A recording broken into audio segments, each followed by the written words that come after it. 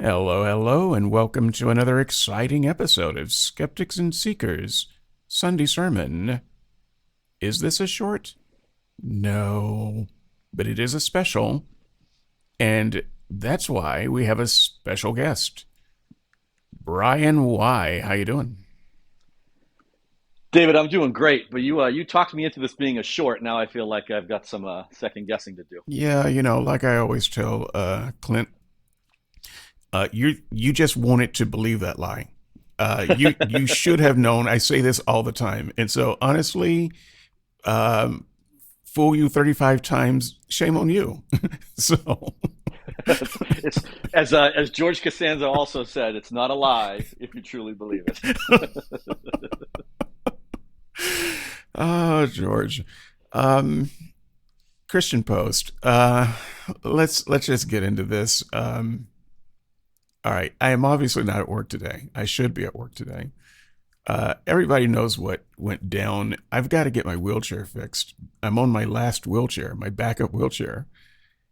It got a little bit damaged during the accident. You're David. You're going through wheelchairs like Donald Trump goes through lawyers. I mean, honestly, my electric that went tits up, and now my manual has this freak accident, and now I've got to try to find a repair person. I don't have the tools to do it, and please don't send me the tools because I also don't have the know-how to do it. And if I had the know-how, I don't have the want to do it. So I'm going to have to see about getting that repaired. It's under warranty, so it's just a matter of how long it takes.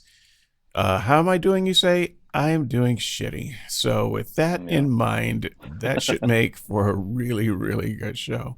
I expect you to bring all of the emotion here. absolutely. Because I will bring. I will be if we're yin and yang today, I will be the light side. You can be the dark side. yeah, That's because fine. honestly, this is all I got. So, all right. Christian Post. I wanted to get someone to do this, and I roped Matt into the last one of these. I did. Um, it's hard to rope a person in two times in a row. It takes a little while so that they can forget the trauma. so I appreciate you coming on here, but I this is a heavy stats thing, and everybody knows that I am very skeptical about stats. And I did a short just yesterday that I feel like vindicated me completely on my stats skepticism, uh, especially when it involves Christians doing statistics and surveys. You'll have to remind us which one it was because I'll go back and re-listen to it because It I've been was listening faithfully. let's see, it was the one that Barna did from Lifeway Hmm. research, and it was most Christians can't tell the difference between the New Testament and the Old Testament, and Uh their huh. their methodology was so bad, and I spent most of the short railing against it and patting myself on the back. Scroll with one hand, pat on back with other hand. Yes, which is really bad because I damaged my neck in the accident as it happens. You're gonna injure other body parts. We're gonna have you in complete traction, David. You gotta settle down. if if only you saw the setup that I'm in right now. So yeah, I mean it's their methodology is just really really bad, and it's not to say that all surveys have bad methodology, but where interested parties are involved, so that's a tough one, because anyone who's doing a survey is obviously interested in the results, but if you're doing a survey on how well people enjoy Chinese food, and you're not someone who enjoys Chinese food, you're not really an interested party. You're just doing research. But when Christians are doing surveys, they are interested parties. They are involved in the result. And so when that is the case, I think that we have reason to suspect the results, especially when they do not give us their methodology. Because when they do give us their methodology, we find more reason to suspect the results. And this was just one of them where, oh, they gave the methodology and it sucked. And you don't need a degree to realize, oh, that's bad. So, at any rate, this is from the same bunch. So, I would say maybe we need to take this with a grain of salt. I used to say a lot of good things about Barna. I knew Barna. Knew, Interesting. yeah, I, Yeah. I knew is kind of a uh, making it too strong. I've met Barna. We've chatted. Yeah. And I've listened to some of his speeches at conferences and things, and it seems like he was a pretty level-headed stats guy who just was interested in learning true things about uh, Christians and their beliefs and so forth. And he seemed to be doing a pretty good job, but he has become more and more funding over Yeah. the years. Hmm. And I would say that anything associated with Lifeway or any other research thing that he's doing out of Arizona, um, or anything from the Barna Group, you should just probably take with a box of salt. So, with that said, Christian Post, evangelicals make up smaller share of U.S. population than commonly thought. Report. So, in the subtitle here, only a third of evangelicals attend evangelical churches. So, this is about evangelicals. This is what I really want to talk about. But we're Hmm. talking about it with the framing of this report, which, whether the report is good or bad, is being done by an evangelical. So we're going to take the report at face value for the purposes of this. Hmm. Just to be clear, I don't take it at face value. Right. I suspect that if he's giving these numbers, the numbers might actually be worse. But the real problem is not so much the numbers; it's how evangelical is being defined and used by evangelicals. Uh, it is. So let's talk about what an evangelical is first of Hmm. all. So back in the day, you there was a distinction being made between evangelical and fundamentalist, and I read the distinctions and tried to keep up with it, but to me it just seemed like they were trying too hard Hmm. because I never did really understand the difference between evangelicals and fundamentalists. But whether there is a difference technically or not, it's important for people to understand that evangelical is not a denomination. So it's not like Baptist, Yep. Methodist, That's my evangelical, understanding. right? Yep. So I think a lot of people, when they hear that term, they're thinking of a particular um, denomination, and that's not what it is at all. Evangelical is a term that is more like charismatic. Um, it's it is a subset of Christianity as a whole that is not delineated by denomination. So it's a philosophy, a worldview inside of the bigger tent of Christianity. So in terms of a charismatic, for instance, uh, lots of denominations have charismatics within them and have charismatic Hmm. groups. They're charismatic Baptists. They're charismatic Catholics. So it actually speaks to a certain set of doctrines and beliefs and overall scriptural worldview, that is a subset within a larger worldview. So if evangelical is like that, it's not a denomination. It is, and so you can find evangelicals within all manner of groups, but they usually are focused around very conservative denominations and non-denominational churches. Non-denominational, they tend to be evangelical as well. So that doesn't tell you much what evangelicals are, but it tells you what they are not. And they're a broad spectrum. Now, I don't want to define evangelical because it's a made up word, and it Hmm. tends to mean whatever the user of the word wants it to mean. But generally, I mean, when you listen to evangelicals who self identify as evangelicals talk about their evangelicalism, it's, well, we believe in the Bible. We believe that the Bible is God's word. It's stuff like that.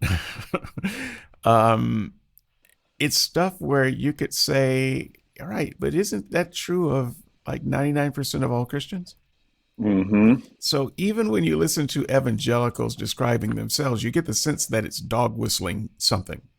It's Um, it's got a similar flavor to what you've been discussing a lot lately with this, quote unquote true Christianity. yes, yes, It's like a code word. It's like a knock knock, insiders and outsiders delineation sort of thing. yes, yes. And so, and it's important to say that there's evangelicals the way evangelicals view themselves, and evangelical the way outsiders view evangelicals, and one is good and one is not good. So, Right. if you listen to a progressive, talk about evangelicals, or even if they mention the word, they're not thinking of anything with a positive connotation. Um, and so, yeah, evangelical is typically a very conservative, maybe even an ultra conservative uh, Christian that tends to think of themselves or their group as having some type of exclusivity insofar as they're actually doing the things that the Bible teaches, and they actually care about the Bible, and they actually are religious. The uh, air quotes real Christian. So that's it. Evangelicals. Now, Barna, in this, let's see, I don't know who actually wrote this thing. Ryan Let's see. Foley. Yeah. Yeah. So Foley, he has some ideas about evangelical, and I think he cites Barna citing some evangelical stuff. So with that, this is a long introduction, but I just want to, it's important to set this up because you've all heard the word evangelical, and you may or may not have been aware of what it means. And even though I have not defined it specifically, hopefully we've set out the category of thing so that you understand what is ultimately meant. And the thing, I think the takeaway, I'll start with that first from this article for me, is that um, it is it is a group of people that, you know what, I'm going to save it. Let's just read through this. The other reason I like to have someone on these shows when I do this type of thing, the articles tend to be longer, and I don't want to spend a lot of time reading this stuff. so, so I have the audio master extraordinaire, Brian Y. If you please. Yes. Coming to an audiobook near you. Here I go. Evangelicals make up a far smaller share of the United States population than expected due to a misunderstanding of the term, a new research report states, finding that the lack of a uniform biblical worldview among evangelicals has negative implications. The Cultural Research Center at Arizona Christian University, led by longtime evangelical pollster George Barna, released the fourth installment of its American Worldview Inventory 2024 last week. This report focusing on the, quote, limitations of Christian evangelicalism in American society, concluded that evangelicals are far fewer in number than typically reported, often are far less biblical in their thinking than one might assume, and tend to vote in far fewer numbers than expected. Okay, so let's just take a pause here because we already have reason to start scratching our heads. Uh huh. Um, so he's saying there are far few evangelicals than we thought. But how did we know how many evangelicals there were in the first place? It Mm was all due to how people self identified. That's always how it was. How do you know that a person is a Christian and not a Jew? That's how they self identify. And then you might ask them, depending on the survey, would you consider yourself a conservative Christian, a mainstream Christian, or progressive Christian? They self identify. That's how we know. hmm. Mm Would you hmm. consider yourself an evangelical? Yes, I would. That's how we know. And so if Barna is now saying that all of his research that has included evangelicals is if the numbers are off on the evangelical, then all of his research is wrong too. All of his research and all of his conclusions would have to be wrong because he accepted, just like every other pollster, self-identification when it comes to who is an evangelical. So we have that problem, but we also have the problem of, okay, if we thought there were more, and now we believe that we're wrong and we think there are less, how exactly did you come to discover that people who say they're evangelicals are not evangelicals? So the article is going to get into that a little bit, but I think that that still is going to leave an open question. But I just wanted to set this up as we move forward. Did you have any thoughts before? Yeah, I mean, I think you've nailed it. But let's also not let them off the hook that this is a problem, so to speak. As you've alluded to in past shows and conversations, there's a benefit to overinflating your numbers, right? So they're happy to have this big. They think evangelicals are 90% of the population or whatever the number is.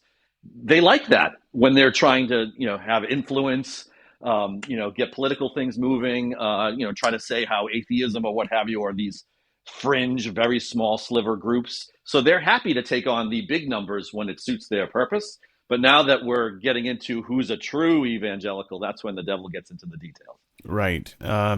I will also say that for people who think, haven't I heard some of this before? Yes, you have. Some of this is pulled from a previous article that he did. In fact, I think the Christian Post has linked to it. So I'm just gonna. Okay, no, I was gonna just scroll down to the bottom and see if there was a scrolling thing. There isn't. So I thought it was linked to it at one point, though. It was where 6%, less than 6% of all Christians have a biblical worldview. Mm-hmm. I think that was the title of that, and so some of this is going to be repeated from that, but but that's okay. I think it's good repetition in this case. So Yeah. go ahead and pick up. And Oh, go ahead. before I move on, I just there's a couple. So you brought out a great. So you took the first part of that statement about how there are fewer in number than typically reported. Typically reported is a nice direct. I understand what he's talking about. Later in the sentence, he says, and they are far less biblical in their thinking than one might assume. How fluffy and non-specific is that? How does he know what the majority of people or even anybody would assume? This is getting squishier as we go through the sentence. Yeah, yeah. The, so it basically, as you say, it becomes anything they want it to be, right? If he's just going to insert his own assumptions, well, that's a horrible way to determine what a broad society level activity is going on. Right. And when you read the comments on this thing, there are plenty of Christians who are like, "Hey, wait, hang on." Yeah, but I am an exactly. evangelical, but I don't believe Or, that. exactly. And then he finishes the sentence with, and they tend to vote in far fewer numbers than expected. From where comes this expectation of what percentage of voting would be in play here? Yeah, and I These, yeah. that one actually. So I think that we're going to talk about the political angle of this a little bit more, but he has become extremely political, Mm-hmm. and his surveys are highly politicized these days. His theology has become highly politicized, Mm-hmm. um, and so this voting one kind of came out of left field for me, Yeah. um, because I don't think he's saying that people who call themselves, who self identify as evangelicals, don't vote in greater numbers. He is saying here that true evangelicals maybe don't make up as much of the vote Right. uh, And he as you and think. he's trying to make it less of his personal opinion by saying the unexpected. When I suspect what he really means is fewer numbers, then really we should all get together and agree to vote more because it'll be better for our power structure. Yeah. Yeah. This is so it's anyway, go ahead and pick it up. This Yeah. Let's we'll go get it. for We'll cover all of it. this more here, I think. Very good. Okay. The data in the report is based on the American Worldview Inventory, a survey of 2,000 adults conducted by Arizona Christian University in January 2024. The Cultural Research Center estimates that evangelicals constitute 10% of adults in the US, between 25 to 30 million people. Before we go on, let me comment. This is where, so if you're reporting a statistical survey, you're going to want to include more information about who these 2,000 adults are. This I've learned very little about who he's surveying by just telling us that you've surveyed 2,000 adults. Are they all from, Amish country in Pennsylvania, or is it a broad spectrum of the entire country? Like this methodology, as you already started talking about earlier, is critical to understanding whether he's done a good job of estimating for the country. Yeah, in fact, I would say the only way this would be a representative sample is if he took people coming out of what he considers evangelical churches. Mm-hmm. As they walk out, those are the only people who should be considered in this report. To see, to run them through his personal test of whether they're actually an evangelical or not. Because if you're talking to someone who is, walking out of the satanic temple, Mm-hmm. that obviously doesn't belong in this data set. And the same would be true if you're talking to someone who's walking out of a Church of England or, Right. an Episcopal church or, something like that, something that's more progressive. So it would have been nice to know, but I'm going to give him the benefit of the doubt here and say that he questioned 2,000 of his closest fundy friends.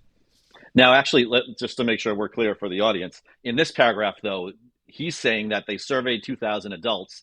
That's how they determined that evangelicals only make up 10% of the broader population. So that 2,000 shouldn't be evangelicals. It should be a representative subset of the entire population. Okay, I understand.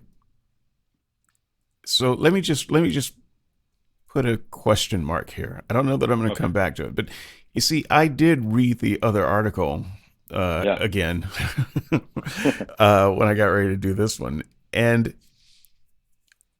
I think he is trying to contrast the number of evangelicals we thought there were compared to Mm-hmm. the number of evangelicals he found that there actually are. Now So, that's a great point, actually. So we need more information to determine if that's the subset that he's trying to if that's how he's driving this analysis. That's a yeah, good point. I mean, so that if that's what he's trying to do, then what I suggested is what he would need to be doing, and Uh if huh. he's not doing that, then what you suggested is correct, and we Right. have no way of breaking that tie at the moment.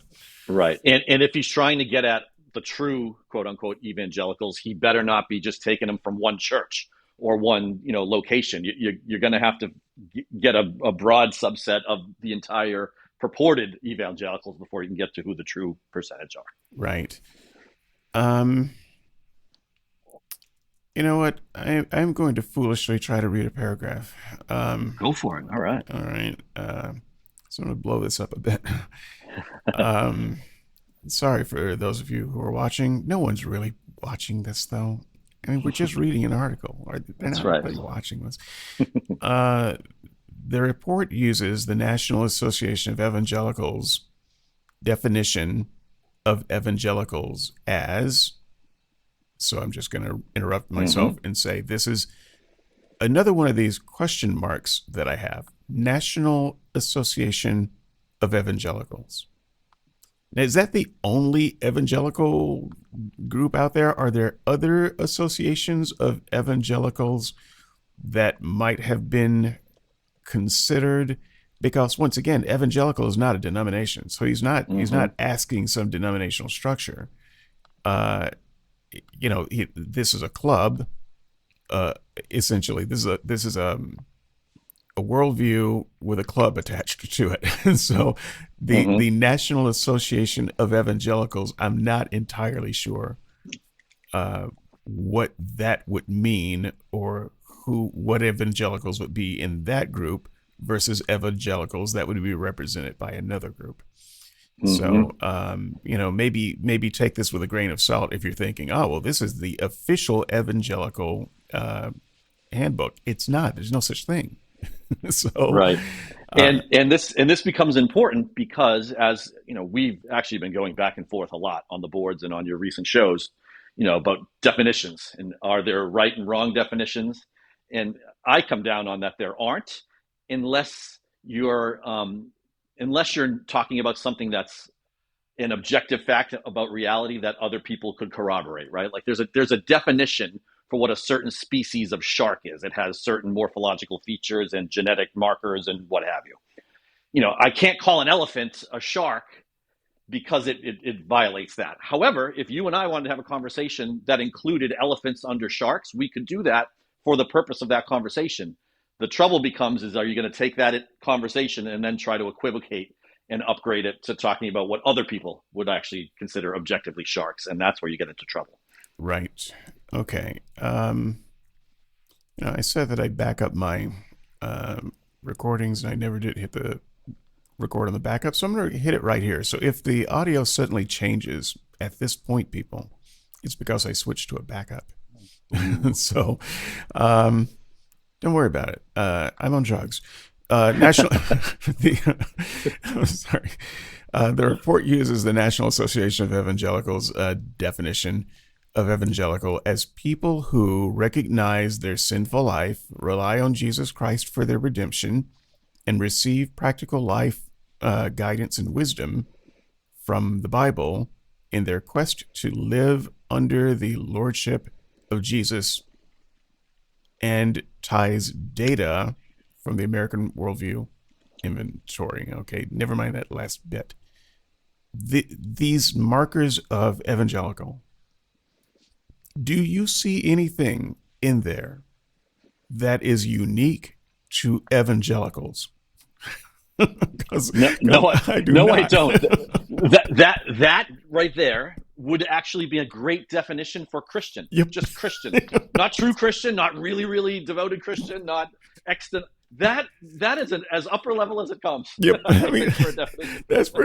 that's generic Christian. And so I'm not even sure what he's I don't get it. So as I went through this group, people who recognize their sinful life. I, I don't know a church group that doesn't do that, doesn't believe in that, doesn't preach that. Now, when Mm-hmm. you get into the really progressive stuff, you might see some equivocation on what sin is, Mm-hmm. but they would all say amen to that statement as people who recognize their sinful life. Right. Like Uh, even universalists would all say we're sinful, but they just think that that's not the same deal breaker that it right, is for other more fundamental right. That denominations. even though we're sinful, we will all be redeemed and saved. So Right. that's just not a distinguisher. Rely on Jesus for their redemption. Okay, right. That's Right. that's just generic Christian. Yeah. Receive practical life guidance and wisdom from the Bible. Every last one of them, even the progressives. So, Yeah, and actually, this is interesting because again, you've recently had conversations with Mac about Jesus exclusivism. right. This doesn't have that in here, right? It just says you get it from Jesus. It doesn't say only from Jesus. Can't get it from anywhere else too. So even this is not even as fine of a point as you've been discussing on other conversations. Yeah. So I don't. I guess maybe we'll see some of the breakdown later in the article. But when you just take this generic definition, this is the definition of evangelical that he gives, that he gets from, one group of evangelicals Hmm. who dare to claim they're the spokespeople of all evangelicals. And remember, evangelical is not a denomination. There are no spokespeople for evangelical. Um, that's kind of like saying we took this definition of progressive from the National Association of Progressive Christians. That is a meaningless thing. Anyway, I will let you proceed. Okay. The report contrasted its findings with frequently cited estimates that place the evangelical share of the U.S. population at 25 to 40%, and suggested that other reports rely heavily on self reporting, which results in counting people who merely describe themselves as evangelical, even if they do not meet the criteria. Okay. Um, cool. I'm guessing by the criteria he means the paragraph before. Right. And it would shock me if that criteria alone is what whittled this down to the 10% or whatever the low number he's uncovered is. Yeah, no way. So we do have a set of numbers here, though, that I just want to make sure that we don't uh, that we take note of. Mm-hmm. Um, so contrasts his findings with frequently cited estimates. I mean, he's given these frequently cited estimates, so Right. Right. contrast them with him. That place the evangelical share of the U.S. population at 25 to 40%. Now, to be fair, uh, I myself would have placed it at about 40%. Mm-hmm. Forget 25, because when you look at how people vote, and what they seem to be voting for, who they seem to be voting for. You look at the current platform of the Republican Party, and also what it was in since 2016. It's become highly radicalized, highly Christian nationalized, highly fundamentalized, and it has an awful lot of support. Mike Johnson, we don't get a Speaker of the House like that Mm-hmm. um, without it having an awful lot of support. And so I would have definitely put the number at around 40%. Never mind 25. So and frankly, this article notwithstanding, for the reasons I gave, I still think it's around 40%. And it might be higher, I'm not sure. But I also recognize that it could be as low as 25%, because when I say 40%, that assumes that the vast majority of adult Americans vote, and well, I don't know about the majority, but a huge swath of America does not vote. So it Of, of, could of, of eligible voters, absolutely. exactly It's like I think it's 30% roughly of the eligible vote population actually votes. right. So my theory could still hold, and it still be as low as 25% of the total Mm-hmm. population of evangelical. But if it's Mm-hmm. 25% of the total population, that's still close to 50% of the voting population. Right. Right. So anyway, I just wanted to make a note of that. You may continue. Uh, More quotes from Barna. Media reports generally mislead readers by reporting data representing self reported evangelicals, most of whom do not meet the kind of theological criteria used in our research, CRC Director Barna said in a statement. Now, this is an interesting quote because he seems to be throwing the onus here on the media, and mislead involves to me some sort of premeditation, not accidental, right? Not just not fact checking or what have you. Right. But again, who's generating this information? The guy that reports the news at night is not out doing surveys. He's getting it from people like Barna. Isn't that right? Right. And if anything, I think maybe he's throwing shade on Pew, Mm-hmm. uh, who is a competing and way more established research group, frankly. And Pew, for instance, would never use a theological test Mm-hmm. to narrow down their survey, and they shouldn't. So Mm-hmm. they do accept what I've generally said we should do, which is when we can't ask further questions, is accept their self-report. Right. Christian. Okay, well, what kind of Christian are you? Can we narrow it down? And if they tell you, yeah, I'm a conservative Christian, I am an evangelical, you do not then, as a surveyor, say, great, would you please complete this test of 100 questions Mm-hmm. so that I can then see if you are actually an evangelical.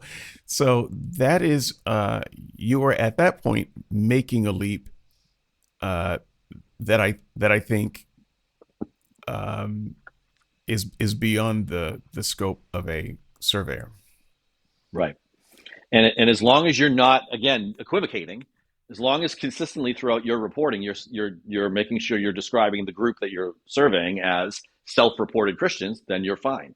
It's when people start bouncing between self-report, actually by my definition, actually by this definition, it just becomes a muddled mess. Right.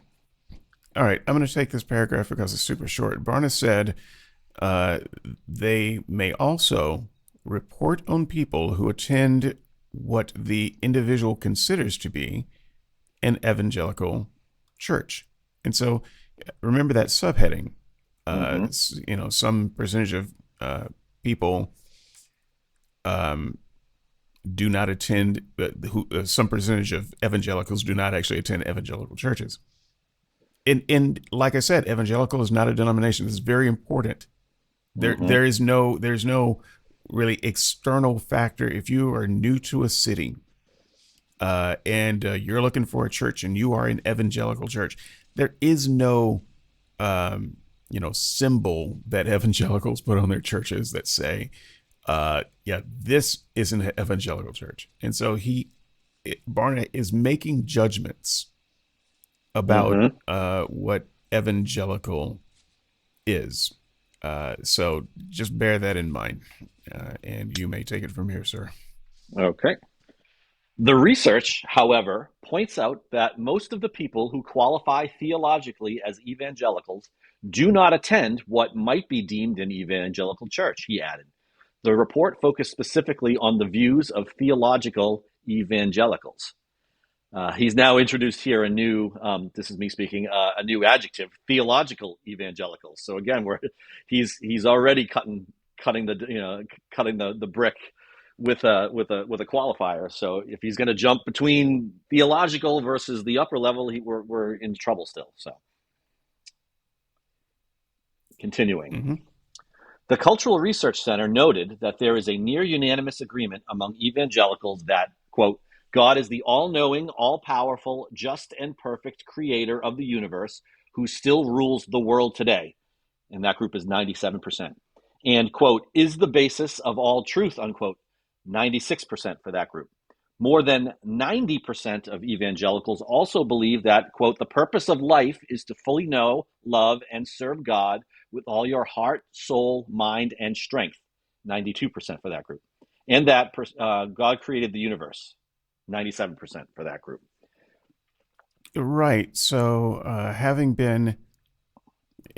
attended, countless churches and denominations, and having been some form of leader in three distinct denominations, um, I would say check, check, and check. Not a single bit of this is controversial, and so I'm not entirely sure why we're trying to um, make this some kind of exclusive property of evangelicals. This is just Christianity. And you know, this is like, you know, this paragraph is doing the opposite of what I think he's trying to do with it, because even if it's so 97% that God created the universe, wow, that still means that 3% of evangelicals don't believe God created the universe. You're not kicking them out of the evangelical bucket. You're saying that there is a small sliver subset of evangelicals that don't believe God created the universe. So you've just kicked your own self in the ass with that one, right? I would like to know who these evangelicals are and what they're saying, because you can believe in full-on Darwinian evolution and believe that God created the universe, right? That doesn't take you out of creationism. That's just creation via evolution. Right. Well, So and we know that Charles Darwin is the god of that, right? So maybe they're just confused. Charles Darwin is my god. yeah, I don't know. I mean, we're talking about 3% of evangelicals who don't even believe that. They believe the universe was created by Zeus. I don't know. Right. I would. What would be interesting if you if you're into the statistics, all of those small slivers, the 3% that don't believe it, the 8%. I wonder what the overlap is between those groups. Is it the same guys that are on the bad side of all of these, or are some people? Most people have 9 out of the 10. That would be interesting to know whether it's, then you know whether you've got a small subset who really don't know what they're talking about, Yes. or if there's actually a diversity in beliefs among these actual groups. Yeah. Right.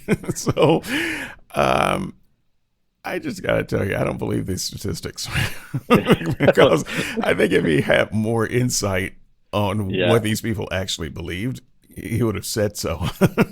right. So, No, it's a good point. It's just there's ways of taking data like these and teasing out whether you're getting an actual true representation or whether you got screwed people's screwing with you.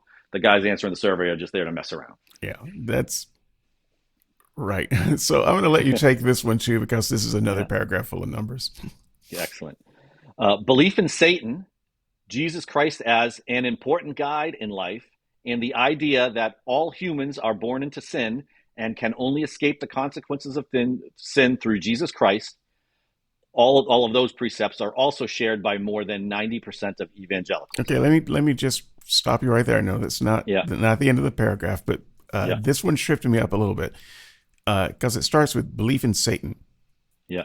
This paragraph would have been much cleaner by just leaving that off, but I guess he's saying belief in Satan and Jesus Christ.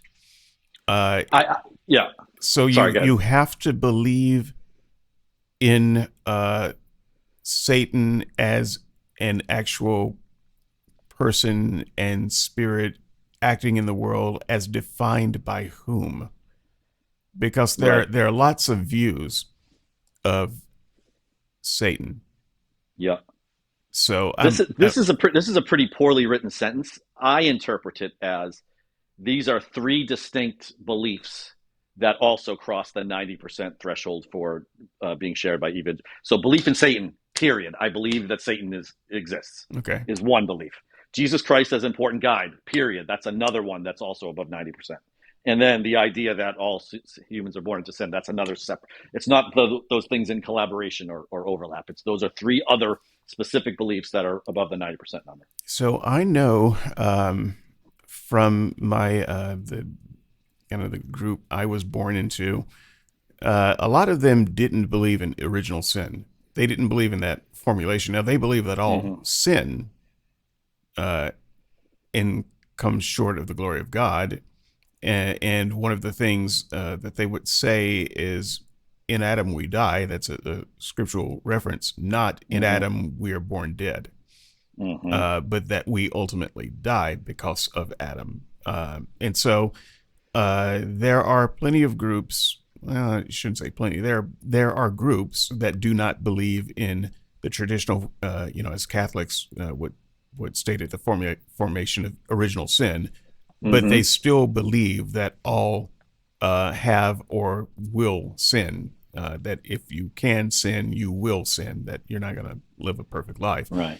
So this idea that all humans are born into sin I was just a little bit confused about whether they were saying you must believe in original sin as a creedal statement as it exists, or can you believe that while not born into sin, that we all sin because we are born with a sin nature. Yeah, Uh, I got the sense that this was poetic. Like this was not meant to be very explicit, very detailed. Because born into also implies that you weren't sinful before you were born. You were born into it. You come in the womb, you're cool, and then you were born into the sin, right? yeah, Once you come out. yeah. So I just got this again, the idea, maybe this is trying to separate from people who think that not everybody is sinful. There are some perfect some people out there that don't sin. Could be. That's maybe the best way to Yeah, interpret it. I don't know. I got tangled up with the original sin Yeah. thing because if they're saying that if you unless you believe in original sin, then you're not an evangelical. That Hmm. seems to be kind of crazy because Yeah. there are lots of formulations of sin where you still believe a very conservative view of sin. You take a high view of sin, um, but you may not believe in that doctrine. But go ahead. I Right. interrupted you at No, that. that's fine. This is actually getting into an interesting point I want to make as well. So this is good. Um, let's see. Sorry, starting here in the same paragraph. Mm-hmm. Large shares of evangelicals also view same-sex marriage, 86%, fornication, 84%, abortion, 82%, and telling lies, 81%, as not morally acceptable. So the numbers are starting to run down here. We had groups above 90. Now we're getting into the 80s down to the low 80s. So this is all still talking about what percentages that Barna in his analysis would deem as broadly, widely shared with evangelicals. Right. And did you notice almost 20% of Barna's evangelicals are okay with abortion? Absolutely, that's huge. Fornication, huge. Same-sex marriage. I mean, We fourteen know they percent. think that fornication is okay. This is not. Yeah, This I is know. not new. It's Yeah, telling 20% think telling lies is fine. Again, this is because everybody tells lies, so of course there's gonna be a bigger group of subset of people that are gonna try to justify it in some way. Yeah, I tell lies, but only white lies. I don't tell my wife she looks fat in her dress. That's cool. I can do that. So Right. it's And almost 100% of evangelicals believe that lies are okay because if you talk to them and you drill down on, specific lies, you can drill down to, if you're hiding Jews in your house and a Nazi comes and asks you, "Are you hiding Jews?" That it would be okay mhm. to lie in that situation to save a life. So again, these numbers and the specific questions asked and the specific thought processes of the people who answer the questions. I don't know. I would love to talk to some of these people. I would love to see more data because it seems some of this seems pretty suspect, I and agree. down to Barna's judgment more than specific data he has. Yeah, I would agree. And now there's an inflection point in the article here, and this is what I found very interesting. Next paragraph. However, the report highlighted a number of beliefs embraced by evangelicals that are at odds with biblical teachings. Yes. For instance, majorities of evangelicals believe that married couples, quote, can be bonded to each other for eternity. This one's at 76%. Really? This is now Yeah. me editorializing. 76% is far closer to the 81% that they put above the line as being, this is broad agreement with evangelicals, than to the ones at the beginning, the 96, 97, 98. So the point is the difference between this point, which he deems as against biblical teachings, versus the one before, which he said, nope, that's fine, that agrees with biblical teachings. The difference is 4%. It's statistically, there's probably no difference between this first one that he's deemed in the bad bucket than the last one he put in the good bucket. Yeah. Yeah. And that's how that's how this is the false dichotomy, black and white thinking. data is on a continuum, and this is clearly showing he doesn't know how to properly evaluate statistics in this way. Well, and I would also say that to turn this into some kind of evangelical test is itself problematic. It's really problematic because a lot of people believe that they may not, they may not say it exactly the way a Mormon would say it, but part of um, the hope of that people have, when a spouse dies and they've been married for 50 years, is that I will be with my wife again for all eternity. I think I lost the Brian. Let me see. All right, there you go. I There it is. lost Yep. you off there for a moment. So Yep. part of it is we do teach that all the time. That is right down the middle of evangelical doctrine. And I think that what people like Barna do, the real fundies, is they are trying to distinguish themselves from other groups like Mormons. And so the Mormons believe in this, bond it for life kind of thing, and so we Hmm. must speak against it.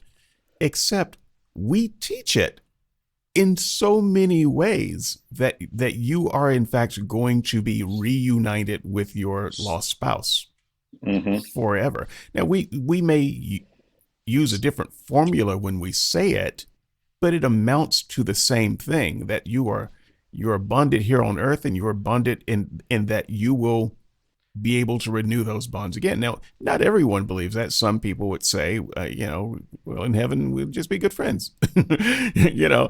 But I think that if you talk to more, forget regular members, just preachers who've done funerals, they absolutely believe that we will be reunited in some special way with our spouse, and that we would be together again. But right, exactly. But think of this is he's all the equivocation has already begun. If you go back up to what the definition of evangelical is, it's someone. One of the subsets was someone who takes guidance from the Bible. He's now saying that this we've drawn a line. These are now ones where their beliefs are out of whack with evangelicalism. This is a very specific theological point. Yes. You know, and he's saying if you believe this one specific theological point wrong, you're on the bad side. You're out of the club. Right. What a large leap he's made in the span of two paragraphs from this broad statement of what they are to nope. If you're off by this, angel on a pinhead size, you're done. Right. Well, and he did that kind of with the other paragraph too. It was just it's a gradual step down, as you are Yeah. rightly pointing out. So he starts with, you're a sinner and you need Jesus as a savior, and you consider him the Lord of your life. Amen. We all agree with that. And then he Yeah. steps down to um, stuff like stuff like uh, Lies, telling lies, abortion, stuff yeah, like that. right, abortion and telling lies, and things that could be a little bit more debatable. And now we're getting into very specific picayune doctrines. By the time he's done, there aren't going to be any evangelicals. Right. So, um, but at any rate, I think I don't know if I interrupted you or if you did, but No, what's funny. I'm rereading this paragraph in its entirety, and maybe I should do that first, and we can talk about it. I think I've got him wrong. I believe because these ones are over 50%, he actually believes that you're supposed to believe the opposite. yeah, You understand what I'm saying? Like you're not supposed to believe can be bonded for eternity. right, right. Is I had it as it was. He stepped down from 81% means you're on the good side. If 76% of people believe it, you're now on the bad side. That's too low a percentage. No, he's saying you're supposed to be the opposite, and there's way too many of these people believing this thing. Exactly. He's Yeah, building his case that there are fewer and fewer evangelicals than you think.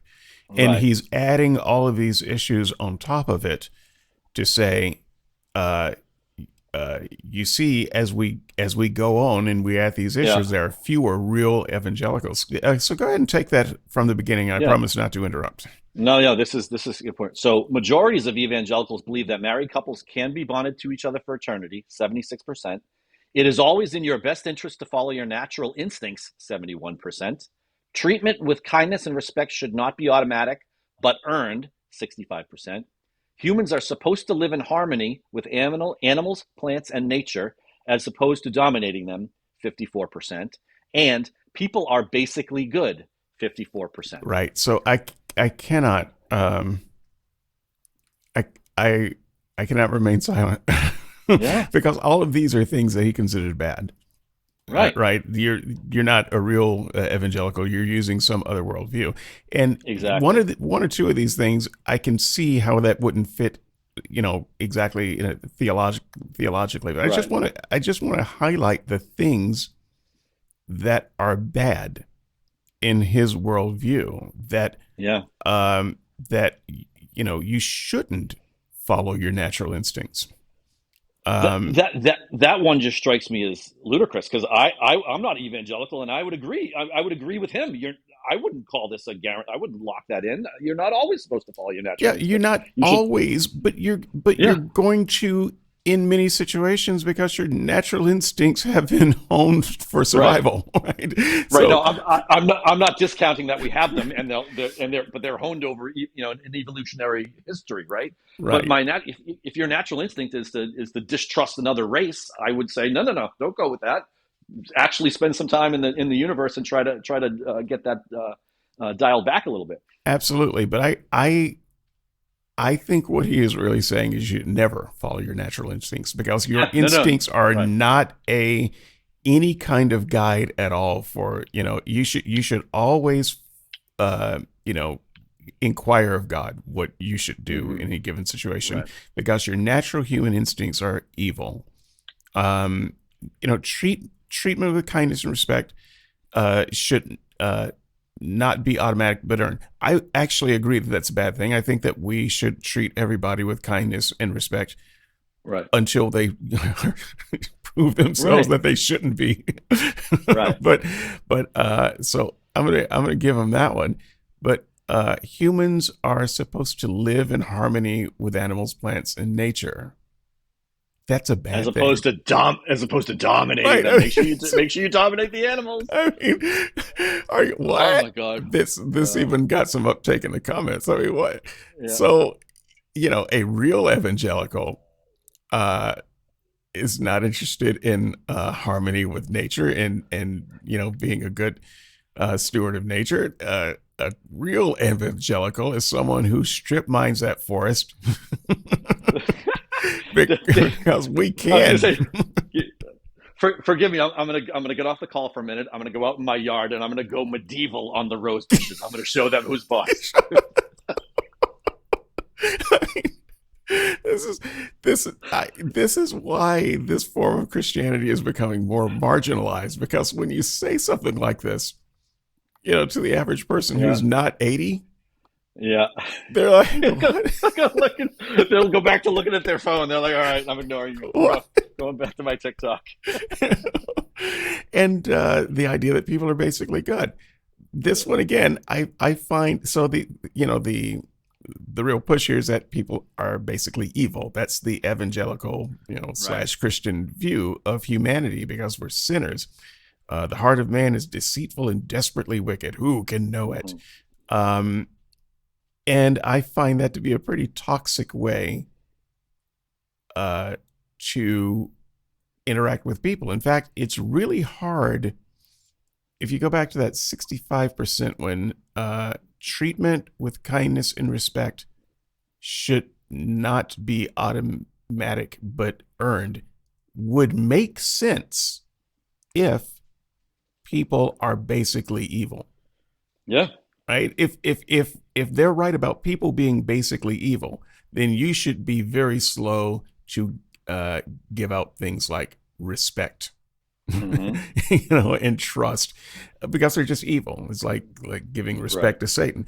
But I actually think that when you believe that most people are basically evil, you are creating a toxic universe, and that is simply not the case. Some people are pretty rough, but when I encounter a person that I do not know, my going in position is that person is like me, living in society, and would like a good outcome of life. They do not want to commit a crime against me or anyone else. They just want to get their shit done and go home and play with their puppies and go to bed and get up and go to work the next day. And if I am suspicious of everybody because they're basically evil and they're all trying to rob Yeah. me, Hmm. so this is just I just found this to be looking at this list of things. Yes, it gets more and more specific on what it means to be an evangelical in Barna's view, but it also just paints a darker and darker picture of what Absolutely. Yeah. the kind of Christianity that Barna has. And if you're an evangelical and you are nodding along to this article saying, "Yeah, preach it, Barna," um, can I say this? I'm in drugs. You should be disqualified from most of society. If this is how you think, there's no way anyone should vote for you if you actually don't believe. If you actually don't believe that you should live in harmony with animals, plants, and nature. I you should be quarantined. So, okay, I've said enough. This is a short paragraph. I'm going to take it. Just Yeah. 35% of evangelicals subscribe to what the CRC considers a biblical worldview, in contrast to a majority of evangelicals, 64%, embrace syncretism as their worldview. So I, did a whole show on this thing. So I'm not going to go over it too much, but 35% of evangelicals subscribe to a biblical worldview. Now, his article that is kind of the precursor to this, is that only 6% of Christians, so Christians broadly speaking, Hmm. subscribe to a biblical worldview. So evangelicals still way higher than the percentage of overall Christians by his estimation. But he's still saying 65% of evangelicals do not subscribe to a biblical worldview. Yeah. That to me, again, if you take biblical worldview as broadly as you can be, that is an asinine position. He means biblical in his very specific way you're supposed to interpret the Bible, and he has not put that on the table yet as specifically what it is, and that it is the one that's supposed to be used, the one that's actually endorsed by God or what have you.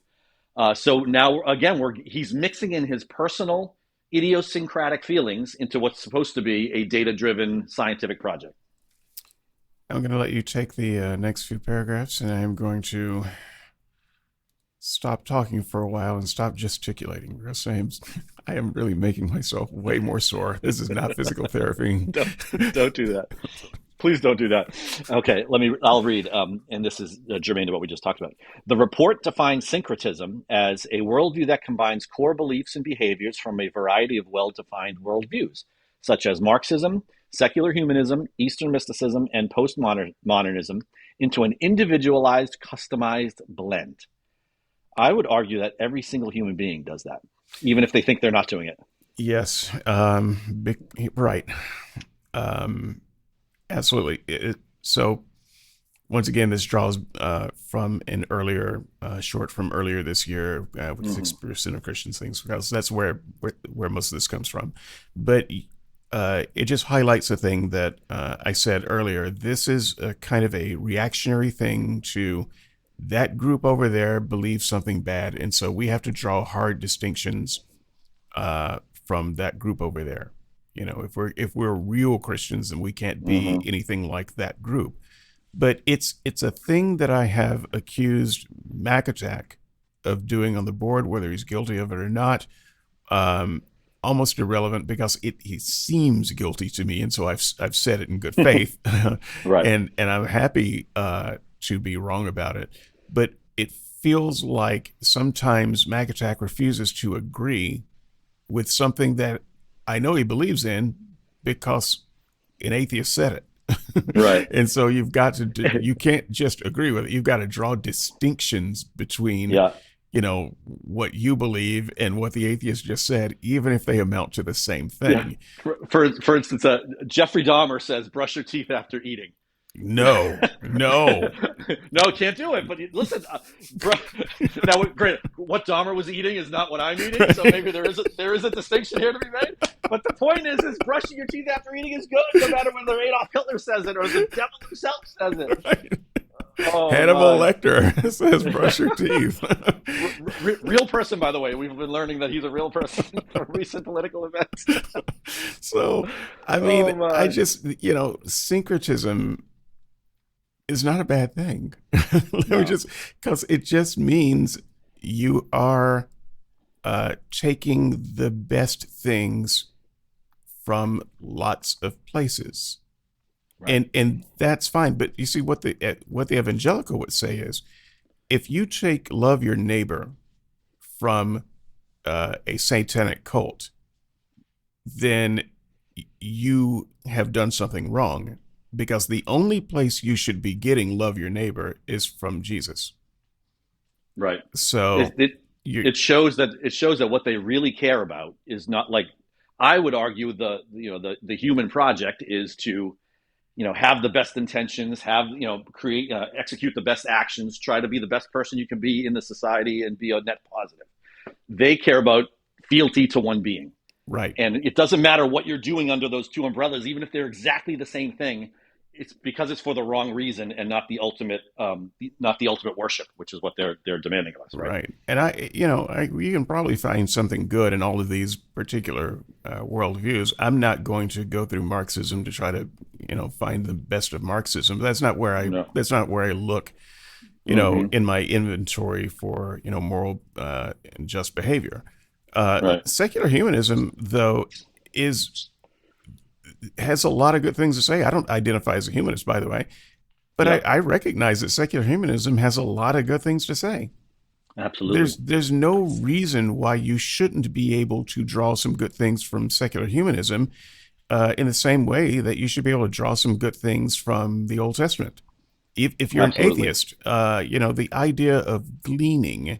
I don't want to get too theological, but if you know what gleaning is, and you know. If you don't, I'm sorry, I'm not going to take the time to explain it. But gleaning, and setting up your fields so that people who are down on their luck can get the crops that are on the edge, Mm-hmm. and setting it up in such a way where it becomes easy for people uh, to glean food from your field is a very good thing. It may be one of the best things in the Old Testament, Mm-hmm. and I despise the Old Testament. Um, so I'm happy to try to find some real world application to that idea. Eastern mysticism, a bad place to get your medicine from. There's a good Yeah. place to get some other things from. So it's the idea that, oh, you got this from that thing and not the Bible. Even if that thing is a good thing, we're going to call it a bad thing because it's going to be somehow slightly technically different than the biblical version of it. Exactly. And it's one of the dangers of tribalism, right? I mean, a lot of think about gang culture. People join gangs purportedly for good reasons, right? They want belonging, they want respect, they want a shared community, they want power, whatever. Maybe that's not a good one, but the point is they join the gang for that reason, and then when the gang who they've joined because they wanted to wear these positive things says, "Let's go murder someone down around the corner," they've already attributed the gang to being the positive. So since the gang's saying we should murder, then I should murder because it's good. Right. It's this bad. It's this you start blanketing what you did for good reasons, but it's not all of it's good, and you can't call the bad things good because you're afraid it'll taint what you thought was good about the thing. Go ahead and pick up with meanwhile. I'm going to see if I can mute my mic and do some coughing. Let me see Absolutely. if I can do Okay. this. Meanwhile, less than half of evangelicals read or study the Bible daily, other than at church services or events, 41%, describe themselves as very active in their Christian faith, 42%, pay a lot or quite a bit of attention to the news about politics and government, 42%, and meet the qualifications for a spiritually active, governance engaged conservative Christian, 44%. Right. While sorry, if you want to go. Yeah, yeah.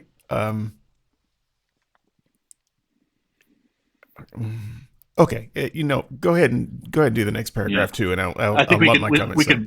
we can bundle Yeah. by going two paragraphs here. While 2/3 of evangelicals, 67%, vote in all general and all or most primary elections, the report considers evangelicals' level of participation in elections as inadequate. Other biblically correct behaviors embraced by too few evangelicals include refusal to buy specific products or service because of the company's position on an issue that matters to you. I had Chick-fil-A last night, by the way. And the view that animals, plants, wind, and water have a unique spirit just like human beings do, 60%. So I'm just going to set aside the numbers for the moment. But so, yeah, when I looked at this paragraph real quick, I realized that these two need to be bundled. But remember, we started in the high 90s, and then we dropped to the 70s and 60s, and now we're down to the 40s. Yep. So we're whittling down what qualifies as a real Christian, as an evangelical. And so, if we were to graph what he was talking about at the beginning and where we are now, like as far as like broad, detailed, probably agreeable to holy shit, this is very specific stuff we need to care. Like we're on a very deep dive, Mariana Trench depth level dive into the specifics right about now. Yeah. So this is where I just quit taking the article seriously altogether. Because you remember I said that Barna has been tying his religion with politics, and it's become more and more political. Well, here you go. It's naked on the sleeve right here, right? So less than half, this almost seems like a throwaway thing, but less than half of evangelicals read or study the Bible daily. I could have told you that. Right. And what if it's every day but Saturday? That's where you get thrown out. You get thrown out of the camp if you miss one day. See, the way these things are worded are not they're not as structurally specific as they should be if you really want to get to the meat of the matter on something like that. Right. And then, let's see, what do you say? Other than that, church services, 41%, and describe themselves as, this is where it just gets, very active in their faith. All right. I'm going to set aside those things. Pay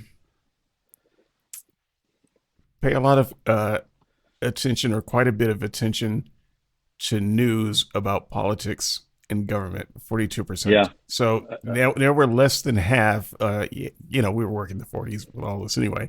But this qualifier for evangelicalism is paying very close attention to political news.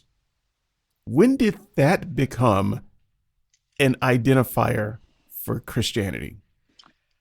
Is there anywhere in the Bible that says that at all? Doesn't it say be in the world but not of it? Yeah, it's if anything, I would say it would be the opposite of this. So I mean, the closest thing you get is pray for rulers, pray for the leaders. Great, you can pray for the leaders without watching 24-hour news channels. Right. So What if the reason I'm not reading my Bible every day is because I'm glued to CNN? Maybe there's some problems of overlap here. I think that you're supposed to have your Bible open while viewing CNN. It's a multitasking issue. I got so I mean, I don't even know how that one got in the list. This was not missed by commenters either. Right. And meet this one and meet the qualifications for a capital letters. Yeah, right. For a spiritually active governance. How many of these words are capitalized? Good grief. Oh my God. Where can I find the definition of that thing? Where did this come from? Oh my. Okay, let me try to get these out of my mouth here. These are all of the words that are capitalized. Yep. spiritually active, governance engaged, conservative Christian. Okay. It's a SAGEC. I am a SAGEC. So, so how do you, what does it mean to be governance engaged? Oh, oh. Does it mean It voting doesn't for mean give unto president? Caesar what is Caesar, right? I Does it mean, come on. mean what? No, it doesn't mean that because that's just That's what I taxes, mean. That's what I mean. right? That's just taxes. Being governance engaged, does that mean you've got to sit on your school board? Does Right. that mean? I mean, what is the level of governance engagement do you need? Hmm. And notice spiritually active, governance engaged, conservative Christian. Right. So we ruled out anyone other than a conservative Christian in this definition. I I think it just means voting for Republicans and stuff.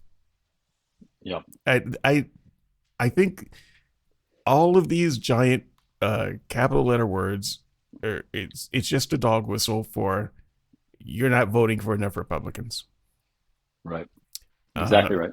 so and he says the framing of it and meet the qualifications for.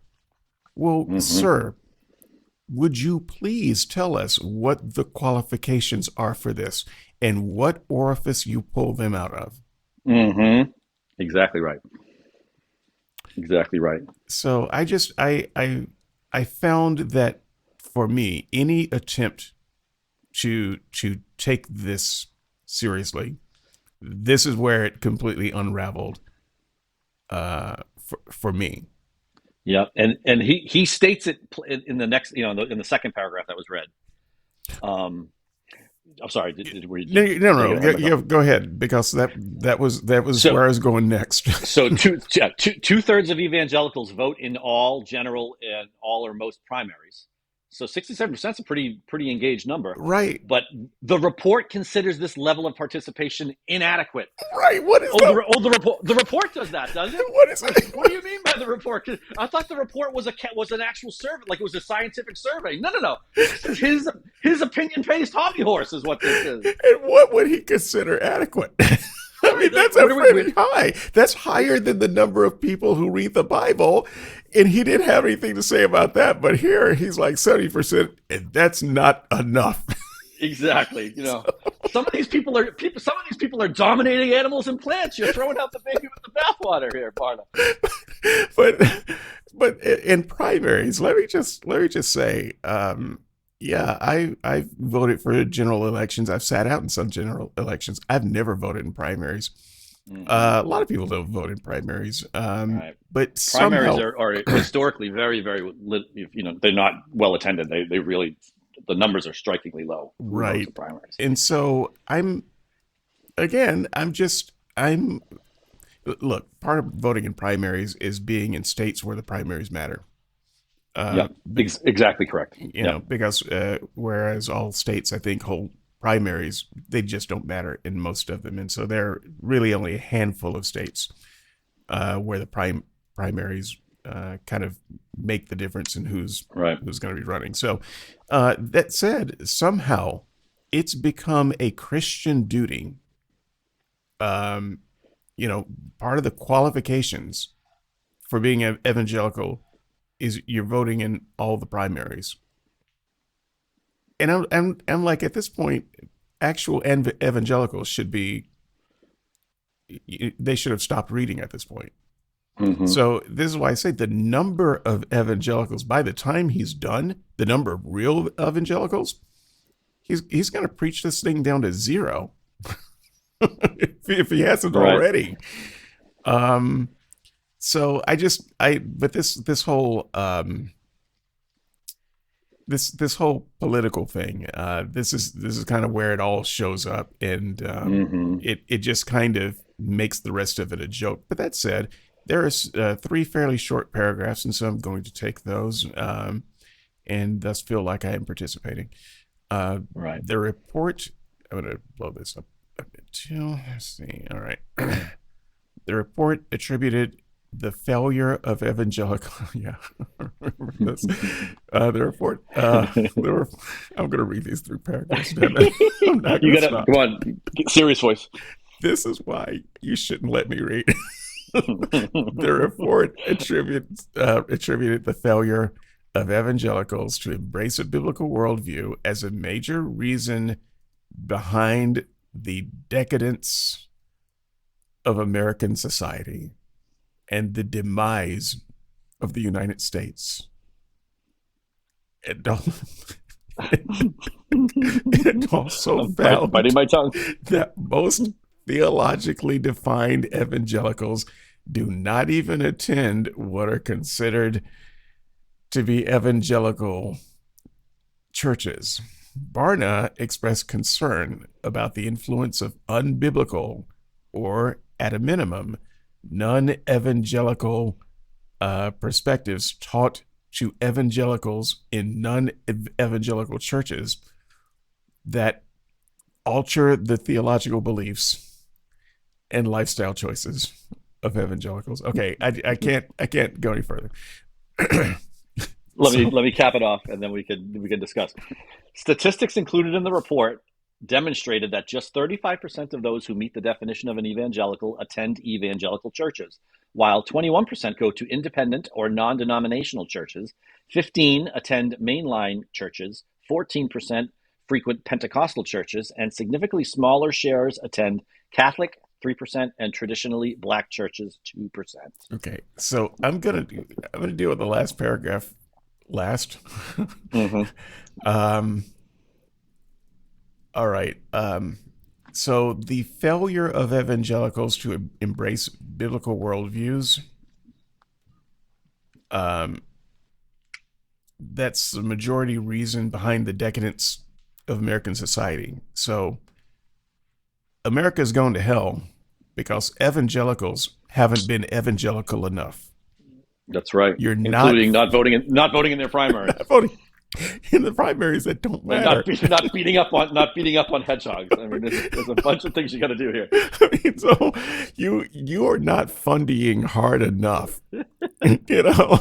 And I look at the fundy stuff in America, because I do these shorts sometimes several times a day. Um, how harder do evangelicals need to evangelical? I mean, how how, how much more funding can we get?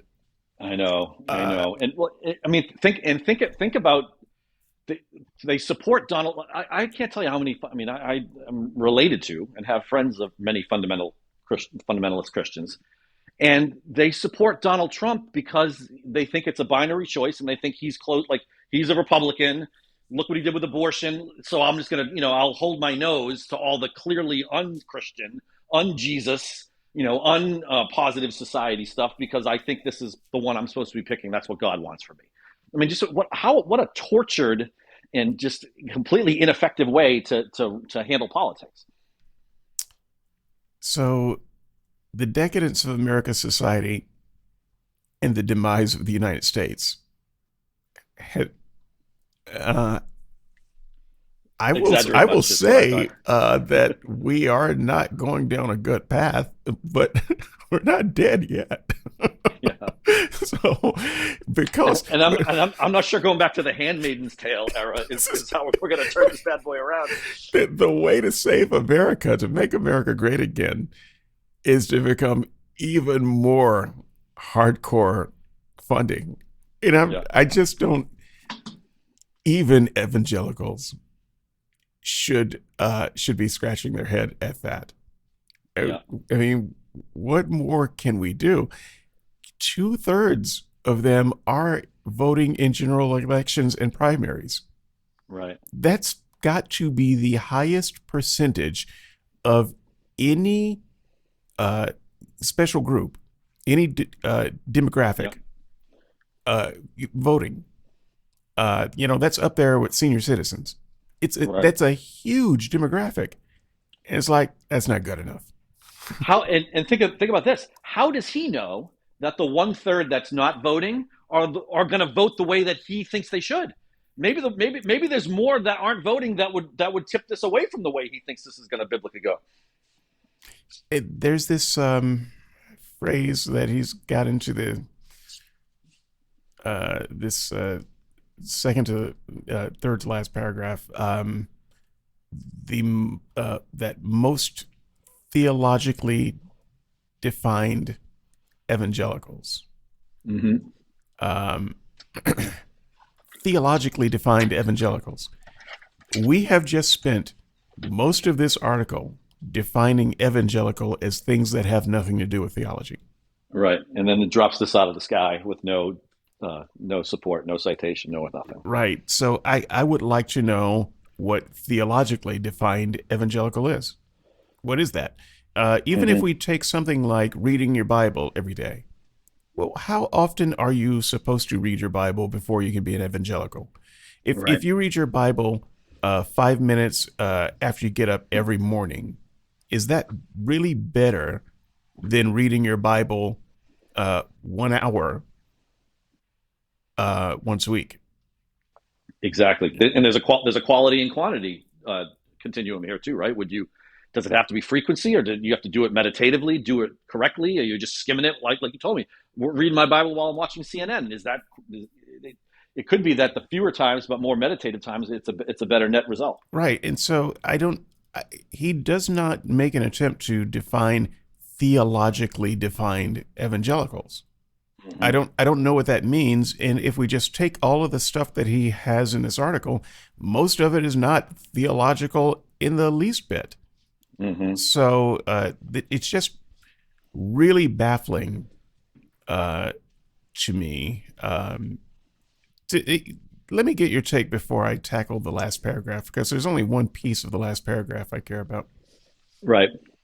Uh, if I had to summarize this before you get to irrespective of the last paragraph, I would have no I would have no problem if Barna wrote an op-ed saying, "Hey, Christians, evangelicals, whomever, if you want to get the outcomes you want in the political process, you got to vote, you got to participate."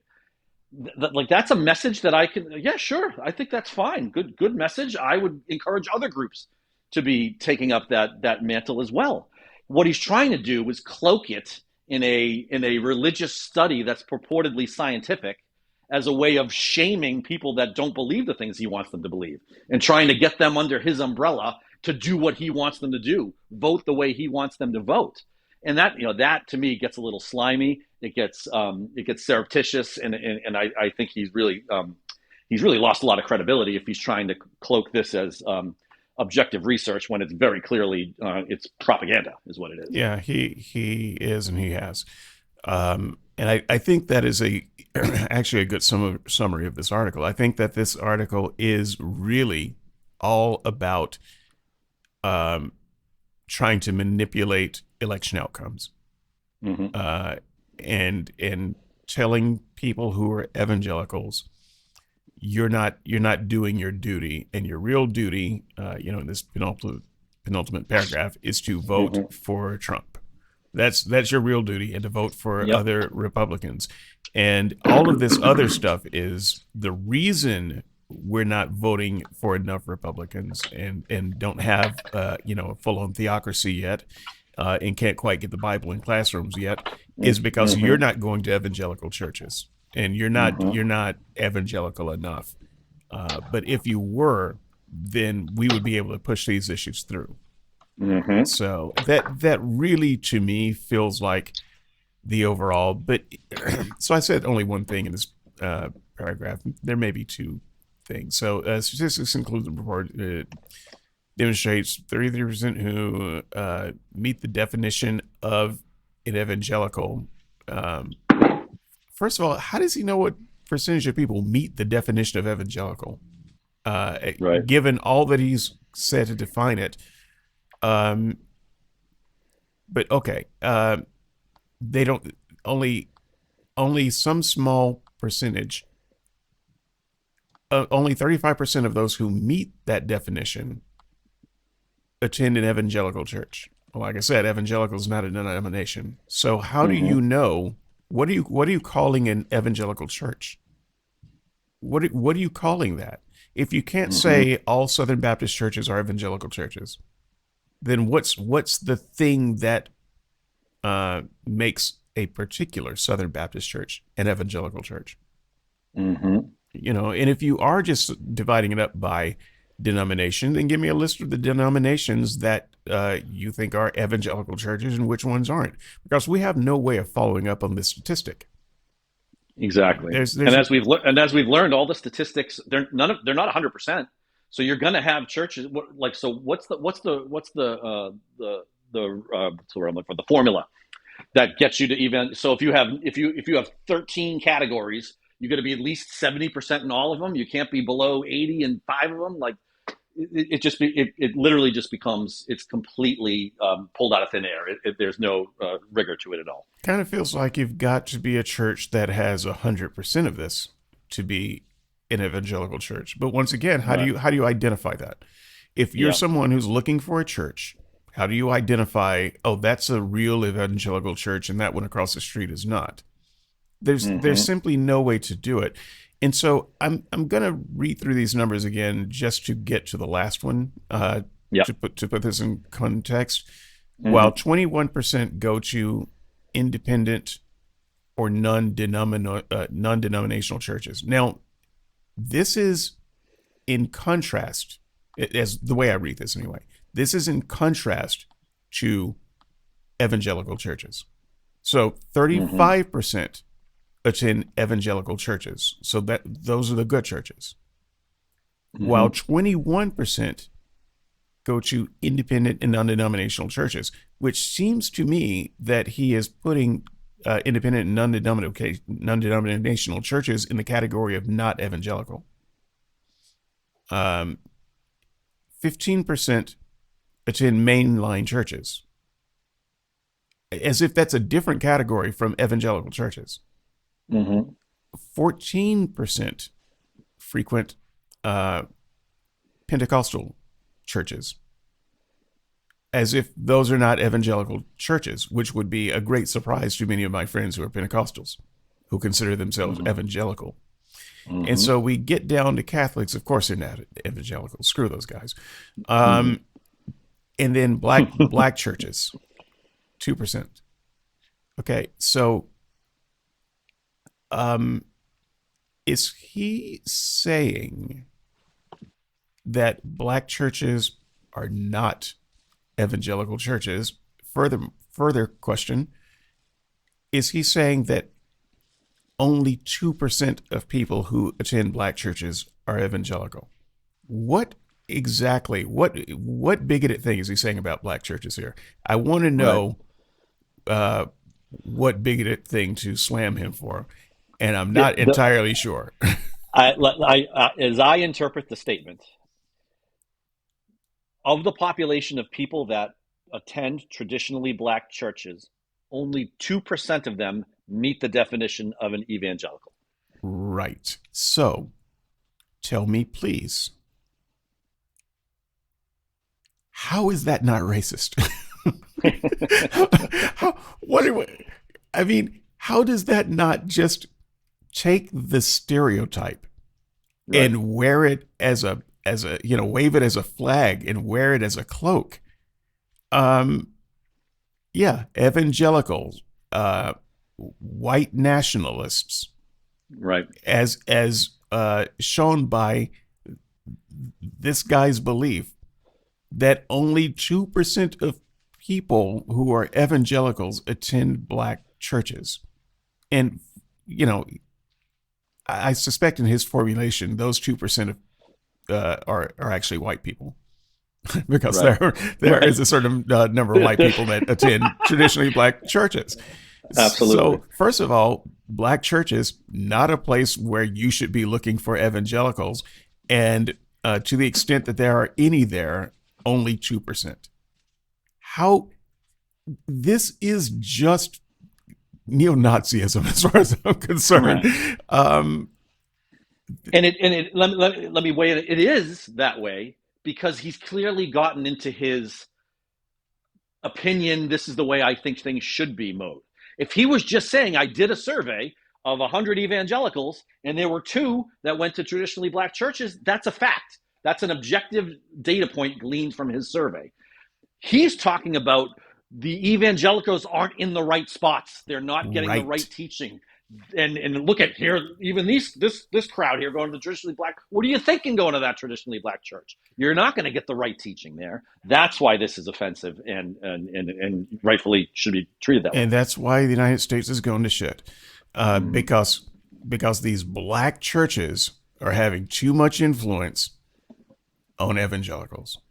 Mm-hmm. And everybody knows that no good theologically correct thing can come from people who have the curse of Ham. Look it up, folks. I'm not even going to go there. But I just wow. Yeah. Wow. And I got to tell you, if I'm doing this report, I just leave that last one off. I just leave it off. Yeah. I mean, there's no reason to put it on. Nobody's going to look at this report and say, "Hey, what about black churches?" Yeah.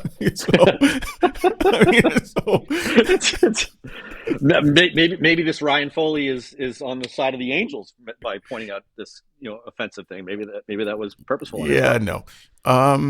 So I'm just astounded that they're just saying it. Yeah. They're just saying it. Now, okay, the author here, Ryan, he's not George Barna. Yeah. And I have found in Christian Post articles and other articles, to be fair, but a lot in Christian Post articles, it's sometimes hard to know in the editorials who's talking. Is this from Barna or is this from Foley? I don't know. Mm-hmm. So I would say that no matter who it's from, it should have been left off.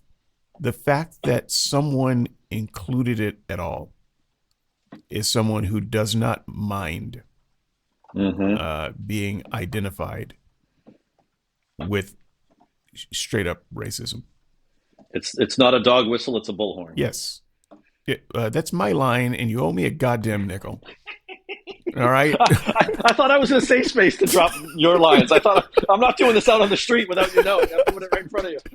I mean, the theft. I mean, it's not even AI. It's just people are just stealing this stuff. They didn't say anything on the report about evangelicalism and theft, so I think I'm in the clear. I think I'm good. So yeah, this is. I found this to be really, really interesting, and my call is anyone who considers themselves evangelical. Are you good with this list? Mm-hmm. Is this you, or is Barna off track? Or if you consider yourself an evangelical before this, how about now? Are you maybe reconsidering how you'd like to be considered? Because I can tell you right now, if I were a Christian right now, I would not consider myself an evangelical. I did not consider myself an evangelical before, and I know that someone is writing, yeah, well, that was your problem right there. Okay. Mm-hmm. I was a very conservative Christian, folks. Extremely, and I would say near the extreme end of conservatism for at least the younger part of my Christian life. I wouldn't have considered myself an evangelical, and if I were to convert to Christianity today, I would still not have any association with evangelicalism. Mm-hmm.